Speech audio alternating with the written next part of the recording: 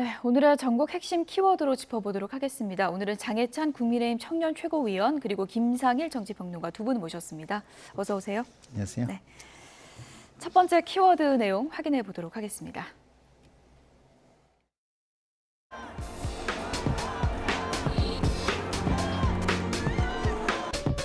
왜곡된 역사의식, 무책임한 국가관을 가진 반국가 세력들은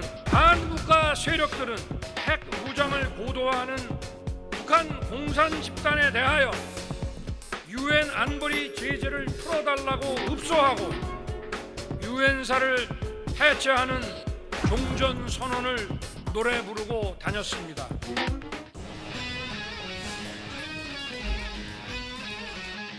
국회 제1당이 반국가 세력이면 대한민국 국회도 반국가 세력이 접수했다는 말입니까? 명백하게 자기 부정을 하고 있어요.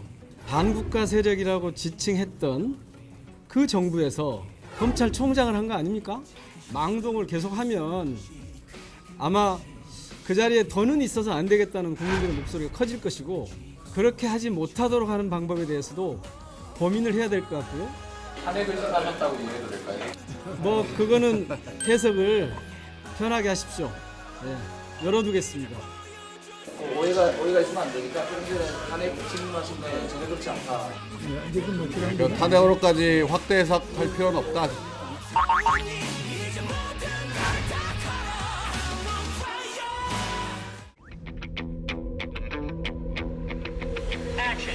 반국가 세력 맞죠? 반국가 세력 맞죠? 문재인 5년 동안 그렇게 했잖아요. 전방부대 해체하고 GP 다 파괴하고 자신들이 반성을 해야죠.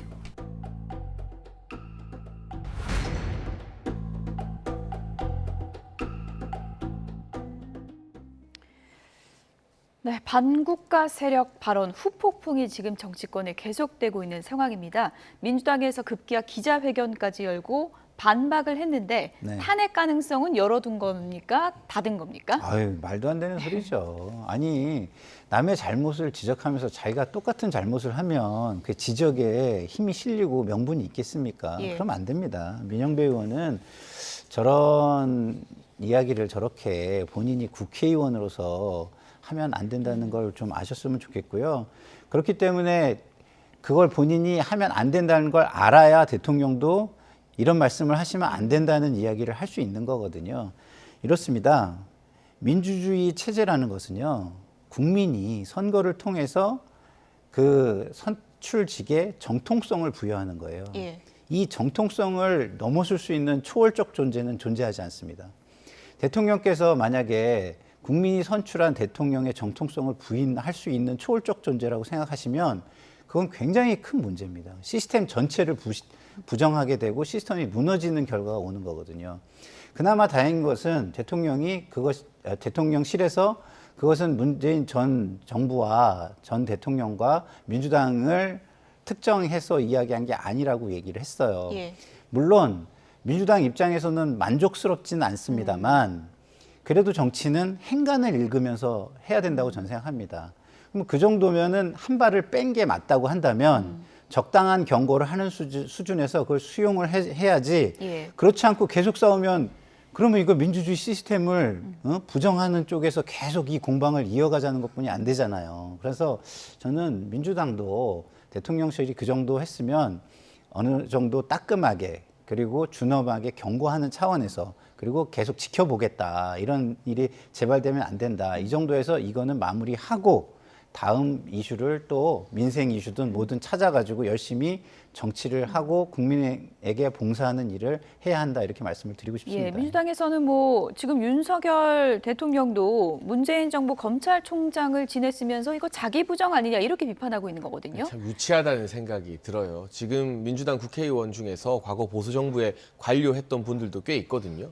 그러니까 이제 공직자가 공무원 신분에서 본인 직분에 충실했던 걸 가지고 그 후에 정치적 평가를 못하게 하는 건 말이 안 되죠.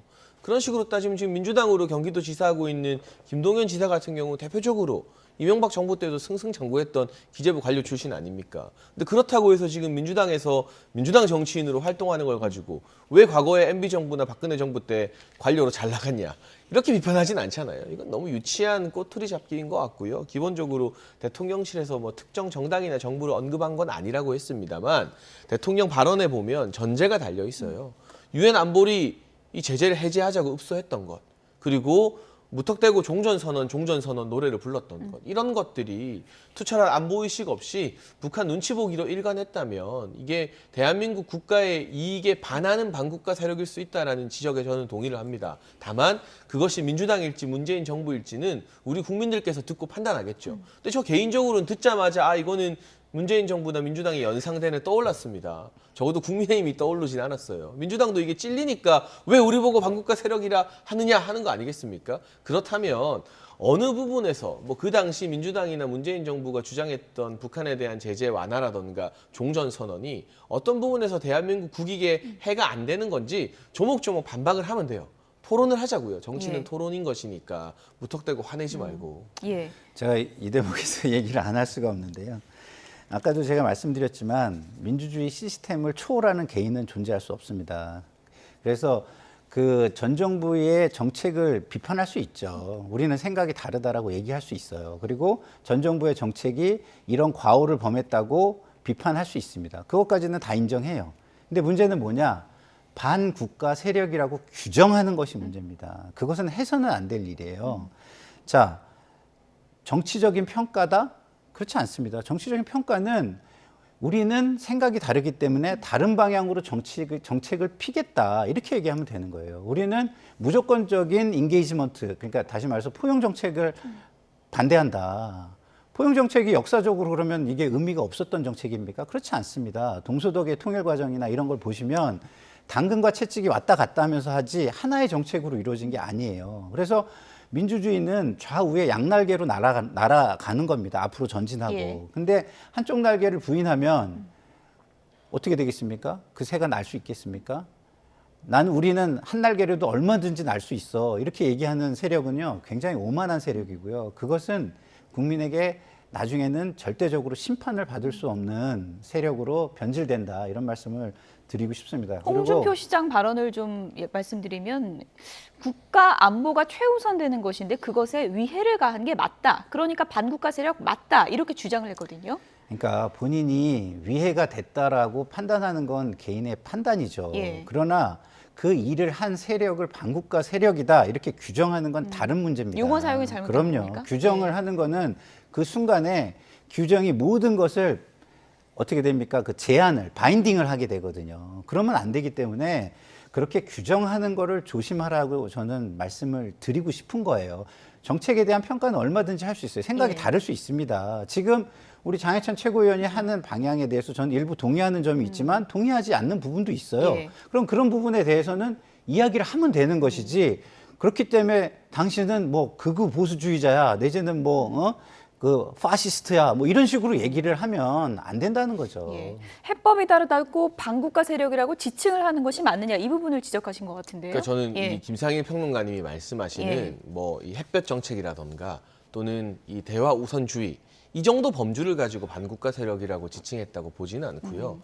전제가 나와 있잖아요. 지금 같은 엄중한 상황에서 그러니까 북한이 비핵화 의지를 한 번도 제대로 보여준 적이 없는데 보증을 섰다는 건 국민과 국제사회를 속인 일이거든요.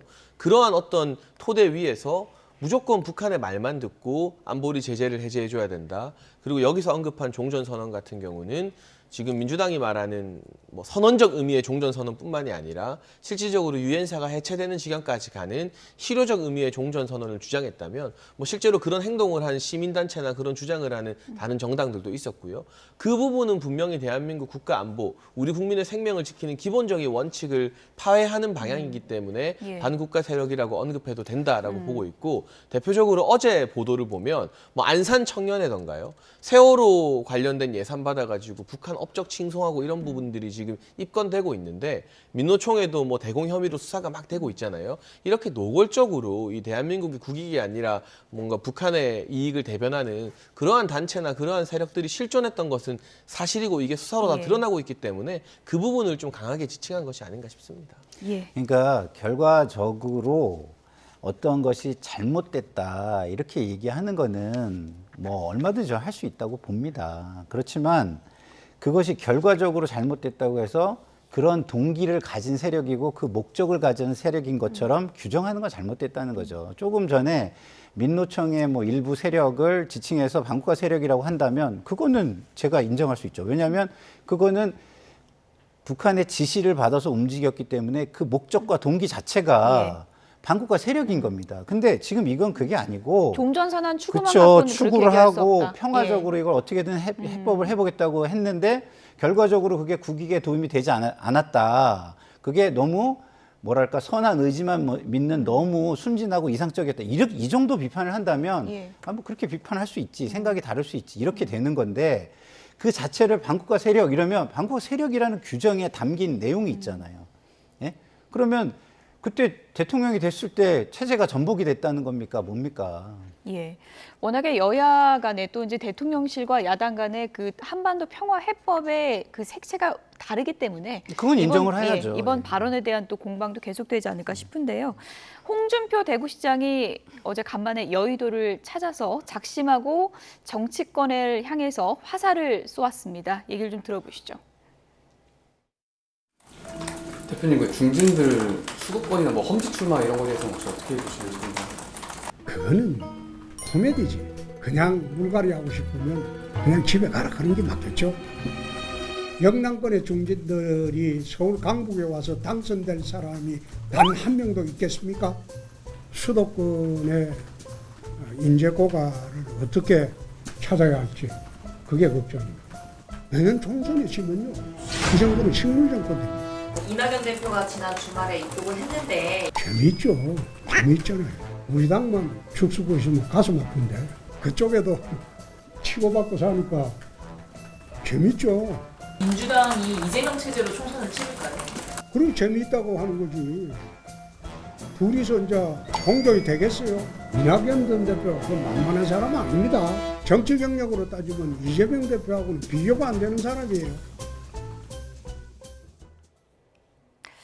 오랜만에 여의도 오니까 할 말이 많으셨던 것 같은데 총선에 대한 미리 보는 뭐 관전평이라고 할까요? 이렇게 얘기를 했는데 먼저 국민의힘 같은 경우에는 TK 50% 물갈이는 뭐 관례다 이런 취지의 얘기를 했더라고요. 맞는 얘기입니까? 근데 그건 뭐 제가 지도부 입장으로서 다음 공천이 어떻게 될지 지금 이야기하는 건 대단히 빠른 시기인데 예. 그냥 일반적으로 지난번 총선 또 지지난 총선을 보면 이 영남권에서는 물갈이가 많이 있어 왔죠. 그리고 민주당도 마찬가지로 상대적 텃밭이라 할 수 있는 호남권에서는 물갈이가 많이 있고요. 비교적 험지인 수도권 같은 경우는 이제 물갈이를 많이 안 하는 편입니다. 왜냐하면 인물 경쟁력이 중요하기 때문에 그런 차원에서 뭔가 참신한 새 인물들을 투입할 때 민주당은 호남, 또 국민의힘은 영남 위주로 투입하는 경우가 많기 때문에 그런 일반론적인 이제까지 어떤 관례를 홍준표 시장께서 말씀하신 걸로 보입니다. 수도권은 인재난을 겪을 것이다. 이렇게도 이제 전망을 했는데 사실 국민의힘 내부적으로 그런 얘기가 좀 돈다는 얘기도 있거든요. 저희가 훌륭한 후보들을 찾아내는 게 이번 예. 총선 수도권 선거의 관건이 될 것 같고요. 사실 중량감 있는 인사들이 지난번 지방선거에 자치단체장으로 많이 나가셨어요. 예. 구청장이나 시장 등으로 많이 당선이 되었기 때문에 그분들의 어떤 빈자리를 어떻게 또 새롭고 훌륭한 인물들로 잘 찾아낼 수 있는가. 근데 김기현 대표가 지금 당대표이면서 인재영입위원장을 겸하고 있기 때문에 막 지금부터 벌써 총선 국면이 되는 게 여당 입장에서 바른 방향은 아니거든요. 여당은 정책과 민생으로 계속해서 국정 성과를 내야 되지만 예. 수면 아래에서는 수도권 선거를 염두에 두고 여러 인재들을 또 잘 살펴보고 접촉하고 있지 않을까 합니다. 그래서 나오고 있는 게 지금 한동훈 장관 이른바 자객 공천설입니다. 지금 뭐 지역구까지 구체적으로 거론되고 있는데 그래픽을 좀 보여주시면요.